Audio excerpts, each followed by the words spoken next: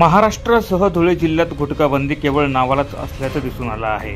सर्रासपणे शाळा महाविद्यालयाच्या परिसरासह शहरातल्या विविध भागात गुटखा विक्री मोठ्या प्रमाणात होत आहे। त्यामुळे संतप्त झालेल्या मनसेच्या पदाधिकाऱ्यांनी अन्न व औषध प्रशासनाचं कार्यालय गाठत अधिकाऱ्यांसमोर गुटखा उधळला आहे।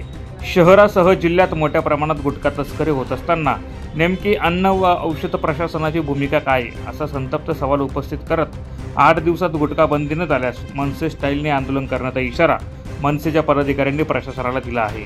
मानवी जीवनास अपायकारक असलेल्या गुटख्यावर महाराष्ट्र सरकारने बंदी घातली आहे। महाराष्ट्र सरकारने बंदी घातलेली असताना देखील धुळे शहरासह जिल्ह्यात मोठ्या प्रमाणात गुटख्याची तस्करी होत आहे। ही तस्करी केवळ प्रशासनातल्या अधिकाऱ्यांच्या आशीर्वादामुळेच होत असल्याचा आरोप मनसेने केला आहे। त्यामुळे शाळा महाविद्यालय परिसरात सर्रासपणे विकल्या जाणाऱ्या गुटख्यामुळे विद्यार्थ्यांसह तरुण पिढीच्या आरोग्यावर घातक परिणाम होत आहे। अनेक तरुण व्यसनाधीन देखील होत आहे। त्यामुळे शहरासह जिल्ह्यातल्या विकल्या जाणाऱ्या गुटख्यावर कारवाई करा अशी मागणी मनसेने केली आहे।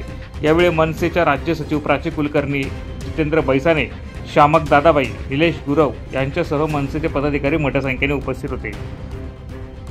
नमस्कार, जय महाराष्ट्र। मी शामक दादाबाई, एक महाराष्ट्र सैनिक आणि माजी उपाध्यक्ष महाराष्ट्र नवनिर्माण विद्यार्थी सेना धुळे। आज आम्ही निवेदन दिलेलं आहे। अंमली पदार्थ आणि तंबाखूजनक पदार्थांची सर्रास विक्री धुळे शहरात आणि विद्यालय महाविद्यालयांच्या अंतर्गत 100 मीटरच्या हद्दीत ही चालू असून आम्ही आज फूड अँड ड्रग इन्स्पेक्टरांच्याकडे आलेलो आहोत। इथं आल्यावर आम्हाला असं निदर्शनात आलेले आहे की इथं हे कार्यालय संपूर्ण वाऱ्यावर सोडलेलं आहे। इथं कुठल्याही प्रकारचा अधिकारी नाही, इथं कुठल्याही प्रकारचं कोणीच वाली नाही ऑफिसला। धुळे शहरामध्ये आज खूप मोठ्या प्रमाणामध्ये तंबाखू व गांजा येणार होता, याची माहिती आम्ही संबंधित अधिकाऱ्यांना देण्यास आलेलो होतो। यांना आम्ही फोन केल्यानंतर आम्हाला कळलं की ते म्हणतात की इथं कोणीही असं उपस्थित नाहीये, तुमची तक्रार घेण्यास तुम्ही निवेदन द्या, आम्ही याच्यावर कठोर कारवाई करू।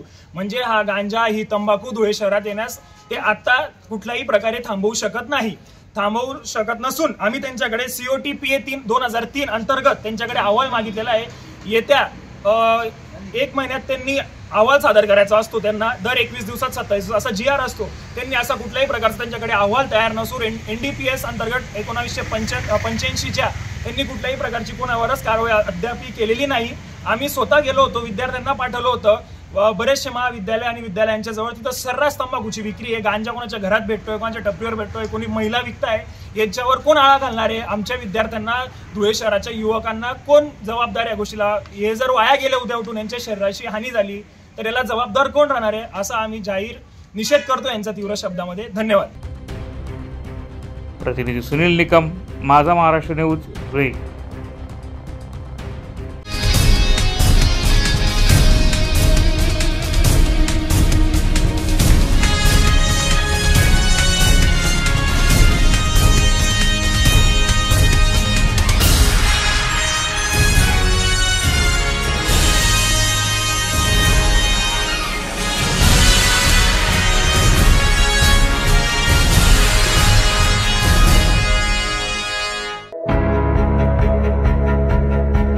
स्वतःचं साम्राज्य वाचवण्यासाठीच माजी आमदार कुणाल पाटील भाजपामध्ये गेले, अशी टीका काँग्रेसचे वरिष्ठ नेते सचिन सावंत यांनी धुळ्यात आयोजित केलेल्या आढावा बैठकीत केली आहे।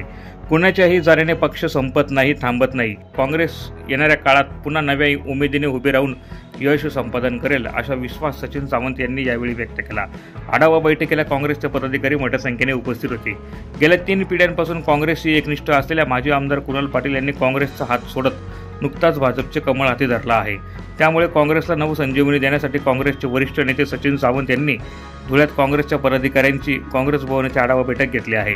या बैठकीत त्यांनी विविध मुद्द्यांवर भाष्य करत येणाऱ्या स्थानिक स्वराज्य संस्थेच्या निवडणुकीत महाविकास आघाडी एकत्रित निवडणुका लढणार असल्याचे देखील स्पष्ट केलं आहे। तसेच सावंत यांनी भाजपच्या कार्यपद्धतीवर सडकून टीका देखील केली आहे।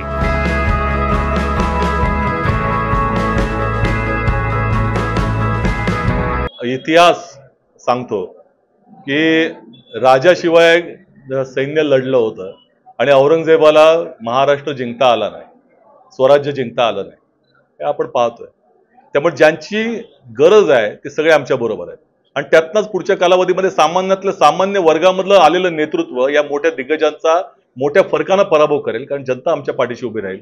ज्यावेळेला जनता ज्याच्या बरोबर असते तोच हिरो असतो, हे लक्षात घ्या। आणि ते सगळे हिरो आमच्या बाजूला असणार आहेत पुढच्या कालावधीमध्ये। त्यामुळे आज मी सांगून चाललेलो आहे की पुढच्या कालावधीमध्ये यांच्याकडे गेलेले सगळे ते विचार न घेता गेलेले आहेत, स्वतःची साम्राज्य वाचवायला तिकडे गेलेले आहेत।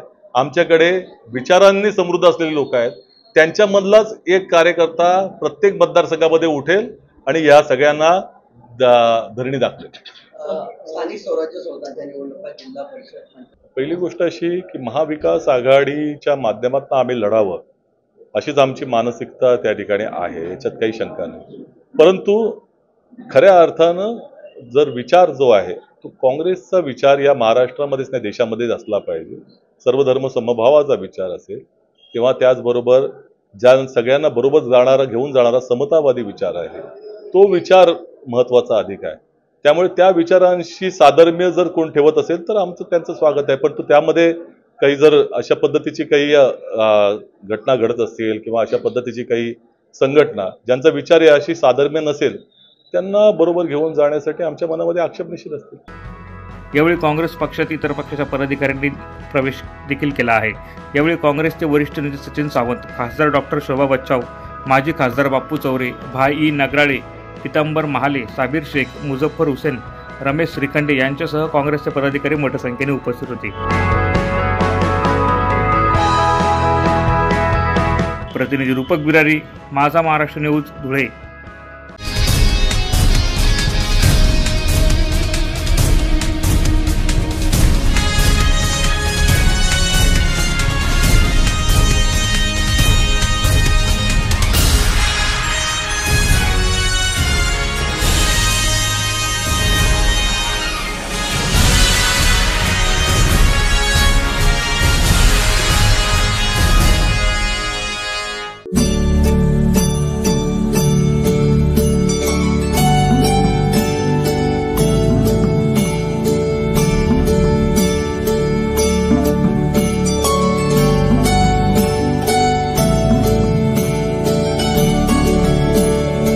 पुंडलिक वरदे हरी विठ्ठल, श्री ज्ञानदेव तुकाराम, पंढरीनाथ महाराज की जय अशा जयघोषात आराध्य दैवत भगवान विठ्ठलाच्या 12 फूट मूर्तीचं लोकार्पण आषाढी एकादशीच्या मुहूर्तावर शिवसेना संपर्क प्रमुख आमदार चंद्रकांत रघुवंशी, माजी नगराध्यक्षा रत्ना रघुवंशी यांच्या हस्ते करण्यात आले. यावेळी परिसरात करण्यात आलेल्या विद्युत रोषणाईने परिसर जगमगून गेला होता. शिवसेना संपर्क प्रमुख आमदार चंद्रकांत रघुवंशी यांच्या संकल्पनेतून नगर परिषदेच्या माध्यमातून शहरातील लोकनेते स्वर्गीय बटेसिंग भैया रघुवंशी उद्यानाच्या दर्शनी भागाच्या ठिकाणी उंचावर 12 फुटाची मूर्ती स्थापना करण्यात आली आहे. तत्पूर्वी महापूजा करण्यात येऊन आरती झाली. लोकार्पण सोहळ्याप्रसंगी विठ्ठल भक्तांच्या आनंद गगनाला भिडलेला होता. विठ्ठल विठ्ठल विठ्ठला हरी ओम विठ्ठलाचा जयघोष आणि भाविकांच्या निसम भक्तीने परिसर दुमदुमून गेला होता. यावेळी भाविक मोठ्या संख्येने उपस्थित होते. लोकार्पण सोहळ्यानंतर छत्रपती शिवाजी महाराज नाट्य मंदिरात आषाढी निमित्त भाविकांचा उपवास असल्याने फराळाचे वाटप शिवसेना जिल्हा प्रमुख ॲडव्होकेट राम रघुवंशी यांच्या हस्ते करण्यात आले. विठ्ठलाची मूर्ती गरीब, श्रीमंत, शेतकरी, कष्टकरी आणि सर्व भक्तांना भक्ती, प्रेम आणि समता यांसारख्या मूल्यांची प्रेरणा देईल. प्रेम, दया आणि सहानुभूती यांसारख्या गुणांची शिकवण आपल्याला वारकरी संप्रदायातून मिळत असते. त्याचेच प्रतीक बा विठ्ठल आहेत अशी प्रतिक्रिया आमदार चंद्रकांत रघुवंशी यांनी दिली आहे.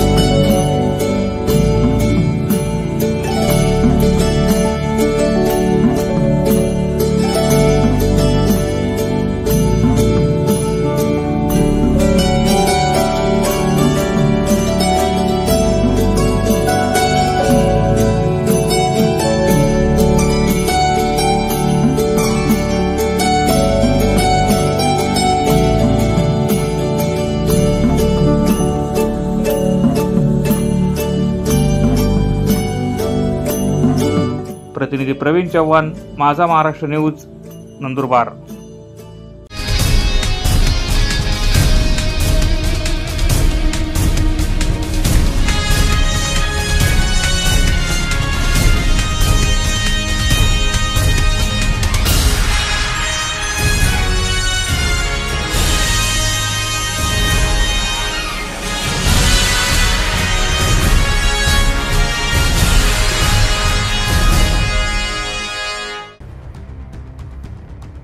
धुळे शहरातील सिंचाई कॉलनी वलवडे येथे श्री क्षेत्र विठ्ठल धाम विठ्ठल रुक्माई मंदिर येथे आषाढी एकादशी उत्साह साजरे करण्यात आले. तीर्थक्षेत्र विकास म्हणून घोषित या मंदिरात देवपूर दत्त मंदिर, वलवडे, भोकर, नकाने रोड, जय हिंद कॉलनी परिसरातील नागरिक मोठ्या संख्येने दर्शनाचा लाभ घेतला. मंदिरात दिनांक 6 जुलै रोजी एकादशी निमित्ताने सकाळी 5 वाजता काकड आरती, सकाळी 8 वाजता महाआरती व श्री सौ महादेव परदेशी ज्येष्ठ नेते भाजपा यांच्या हस्ते महाआरती दुपारची संपन्न झाली आहे। सौ शुद्धधन यशवंत नागपाल यांच्या हस्ते तर सायंकाळी 7 वाजता सौ भूषण कृष्णा गुरव यांच्या हस्ते महाआरती संपन्न झाली आहे। सायंकाळी 7 ते 9 भजन संध्या, भक्तिगीतांचे सुरेख मैफिल ऑर्केस्ट्राच्या मंदिराच्या प्रांगणात आयोजन करण्यात आले होते।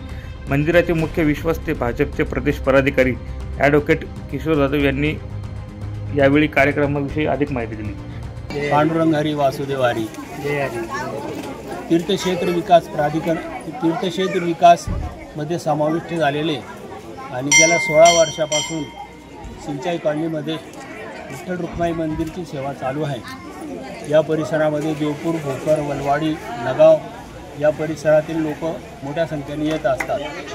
दत्त मंदिरापासूनही भाविकांची गर्दी आहे।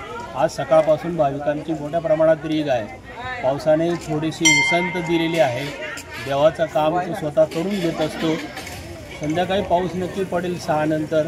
मित्रांनो, विठ्ठल रुक्माई मंदिर हे तीर्थक्षेत्र आहे आणि या मंदिराची सेवा गेल्या 16 वर्षापासून चालू आहे। भजन, कीर्तन तसेच विविध प्रकारचे धार्मिक कार्यक्रम, उत्सव या मंदिरात सतत होत असतात। भारतीय जनता पार्टीचे आमदार अनुपजी अग्रवाल यांचं मोलाचं सहकार्य असतं।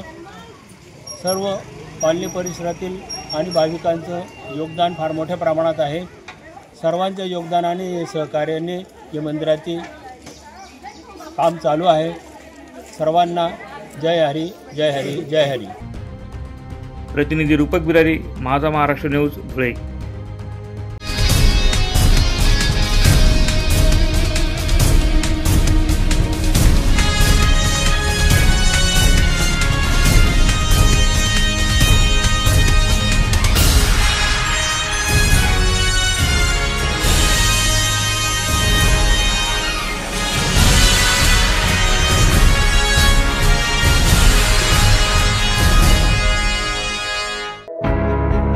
सातपुड्याच्या दऱ्या खोऱ्यात पावसाची चाहूल लागताच निसर्गाने पुन्हा एकदा आपली औषधी संपत्ती उधळली आहे। यंदा पावसाच्या आगमनाबरोबरच रानकेळी या औषधी गुणधर्म असलेल्या कंदाला भरघोस बहर आला असून त्याला मोठी मागणी निर्माण झाली आहे। शरीरातील जीवनसत्वे, लोहाची कमतरता भरून काढणारा आणि अनेक स्थानिक आजारांवर उपयुक्त ठरणारा हा कंद सातपुड्यातील आदिवासींसाठी परंपरागत आरोग्याचा नैसर्गिक स्रोत मानला जातो। रानकेळी हे एक गवत वर्गीय खोड असून ते विशेषतः पोटदुखी, किडनी विकार आणि मूतखडा यांसारख्या त्रासांवर उपयुक्त असल्याचे आदिवासी वैद्य सांगतात। याचे खोड मीठ घालून खाल्ले असता चव कच्च्या केळीसारखे लागते। शरीरातील पाण्याची कमतरता भरून काढण्यासाठीही याचा वापर केला जातो। या वनस्पतीच्या वरच्या बाजूच्या पानांची भाजी बनवून ती खाद्यपदार्थ म्हणून वापरली जाते। सध्या अक्कलकुवा ते मुलगी रस्त्यावर विशेषतः डाब व देवगोई घाट परिसरात या कंदाची मोठ्या प्रमाणात विक्री सुरू आहे। त्यामुळे या मार्गावर खरेदीसाठी स्थानिक तसेच बाहेरील भागातील नागरिकांची गर्दी वाढली आहे। या नैसर्गिक कंदाला शहरांमधूनही मागणी वाढत असून आरोग्याबाबत जागरूकता वाढल्याने रानकेळीसारख्या पारंपरिक वनसंपदेला बाजारपेठेत नवसंजीवनी मिळू लागली आहे। सातपुड्यातील आदिवासी महिलांनी व शेतकऱ्यांनी या संधीचा वापर करत स्थानिक स्तरावर छोट्या प्रमाणावर विक्री सुरू केली आहे।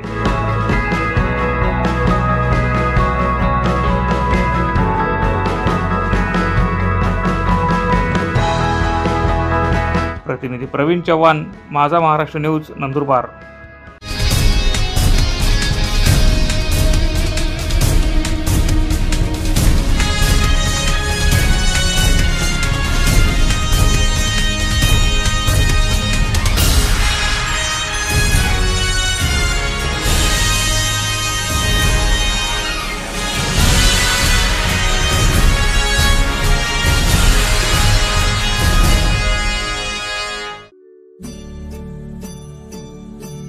आषाढी एकादशी म्हणजेच भक्ती, श्रद्धा आणि वारकरी परंपरेचा पवित्र उत्सव। या निमित्ताने पिंपळगाव, हरेश्वर येथील पंढरपूर येथे आणि अंतुर्ली गावात आज मोठ्या भक्तिभावाने महाआरती पार पडली। येथील महाआरती आमदार किशोर पाटील, खासदार सौ स्मिता वाघ तसेच माजी आमदार दिलीप वाघ यांच्या प्रमुख उपस्थितीत मोठ्या उत्साहात पार पडली। दुपारी 12 वाजता विठुरायाच्या गजरात ही महाआरती पार पडली आणि उपस्थित वारकऱ्यांनी ज्ञानोबा माऊली जय जय रामकृष्ण हरीचा अखंड जयघोष केला। अंतुर्ली येथे ऐतिहासिक महाआरती दरवर्षीप्रमाणे सालाबादाप्रमाणे अंतुर्ली गावातील 100 वर्षांची परंपरा असलेल्या विठ्ठल रुक्मिणी मंदिरातही महापूजा सकाळी 7 वाजल्यापासून सुरू झाली. महाआरतीचे सौभाग्य आमदार किशोर पाटील व त्यांच्या पत्नी सुनीता किशोर पाटील यांच्या हस्ते पार पडली. या दोन्ही ठिकाणी हजारो वारकऱ्यांची मोठ्या संख्येने उपस्थिती होती. यावेळी शिवसेना जिल्हा प्रमुख रावसाहेब पाटील, कृषी उत्पन्न बाजार समिती सभापती गणेश पाटील, सुनील पाटील, जनसेवक बंडू सोनार, अतुल पाटील तसेच स्थानिक पदाधिकारी, कार्यकर्ते आणि गावकरी मोठ्या संख्येने उपस्थित होते. विठ्ठल नामाच्या गजरात, टाळ मृदुंगाच्या निनादात आणि हरिपाठाच्या अखंड स्वरात हा भक्तिभावाचा उत्सव अत्यंत भक्तिमय वातावरणात पार पडला. आषाढी एकादशीच्या निमित्ताने गावागावातून आलेल्या वारकऱ्यांनी ही परंपरा पुढे नेण्याचा निर्धार व्यक्त केला आहे. अशा प्रकारे पिंपळगाव, हरेश्वर आणि आंतुर्ली या दोन्ही ठिकाणी भक्तिमय वातावरणात आषाढी एकादशी साजरी करण्यात आली. पुढील वर्षीही अशीच भक्ती, श्रद्धा आणि एकोपाची जाणीव ठेवत परंपरा अखंड सुरू राहो, विठ्ठल नामाचा गजर अखंड चालू राहो अशी अपेक्षा यावेळी वारकऱ्यांनी व्यक्त केली. प्रतिनिधी शकील शेख, माझा महाराष्ट्र न्यूज, भडगाव.